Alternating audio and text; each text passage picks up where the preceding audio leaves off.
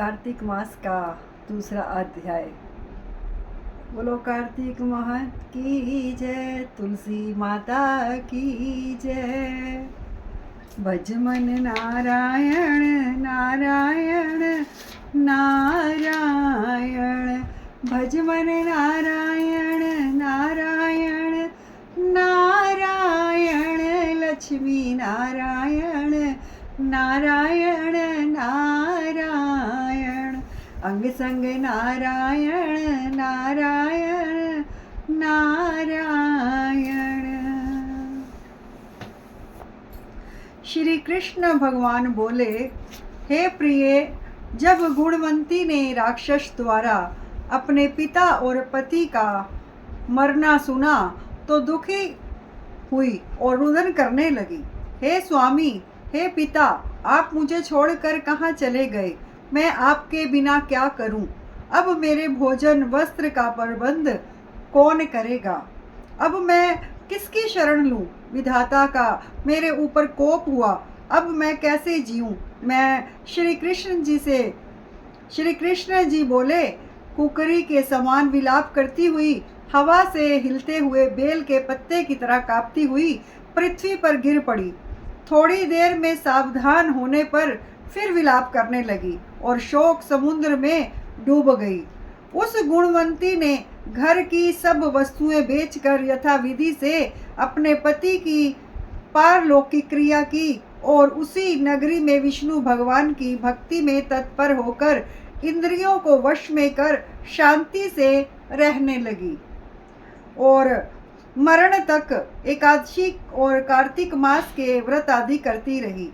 हे प्रिय, यह दोनों व्रत मुझे अत्यंत प्यारे हैं, जिसके करने से भोग और मोक्ष की प्राप्ति होती है, पुत्र और संपत्ति मिलती है। कार्तिक की तुला राशि पर कार्य निकलने पर महापापी जो भी प्रातःकाल स्नान करते हैं वे भी मुक्ति को प्राप्त होते हैं। जो मनुष्य स्नान, जागरण, दीपदान और तुलसी का पालन करते हैं वे विष्णु के रूप हैं। विष्णु भगवान के मंदिर में झाड़ना, सतिया काटना तथा विष्णु की पूजा आदि का कार्य जो मनुष्य करते हैं वह जीवन मुक्त होते हैं। इस प्रकार वह गुणवंती प्रत्येक वर्ष कार्तिक व्रत और विष्णु भगवान का नित्य ही पूजन करती रही।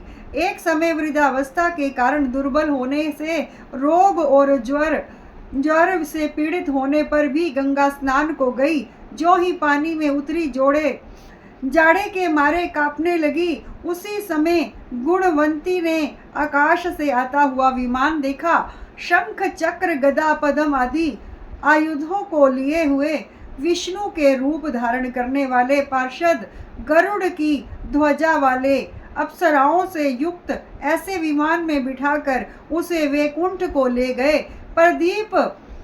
प्रदीप्य अग्नि के समान कीर्ति वाली गुणवंती विमान में बैठी हुई कार्तिक व्रत के प्रभाव से मेरे पास आ गई।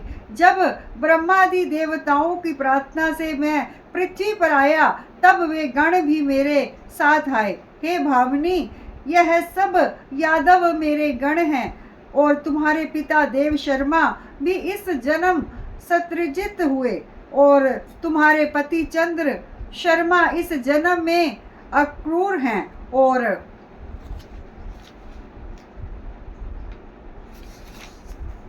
हे देवी, तुम वही गुणवंती हो जो कार्तिक के स्नान के प्रभाव से मेरे लिए अत्यंत प्रिय हो। तुमने तो मेरे मंदिर के सामने तुलसी का बगीचा लगाया, उसी से यह कल्प वृक्ष तुम्हारे आंगन में है। कार्तिक में जो पहले तुमने दीप दान किए उसी का फल है। फल से तुम्हारी सुंदर देह और घर में लक्ष्मी देवी का निवास है। जो संपूर्ण व्रत आदि पति स्वरूप भगवान के अर्पण किए थे, इसलिए तुम मेरी पत्नी बनी हो और तुमने जन्म मृत्यु तक जो कार्तिक व्रत उपवास किए, इससे तुम्हारा वियोग मुझसे कदापि नहीं होता। इस प्रकार कार्तिक में व्रत करने वाले तुम्हारे समान मेरे प्रिय होंगे। सूत जी बोले, सत्यभामा जी अपने पूर्व जन्म का सब हाल जानकर बड़ी प्रसन्न हुई।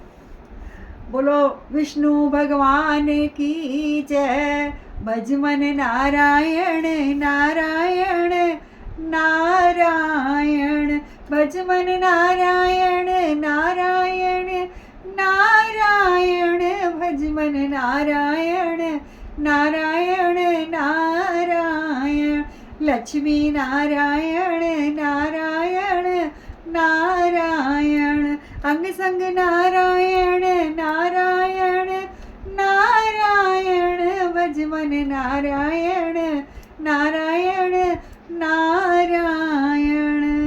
बोलो कार्तिक माह की जय, तुलसी माता की जय।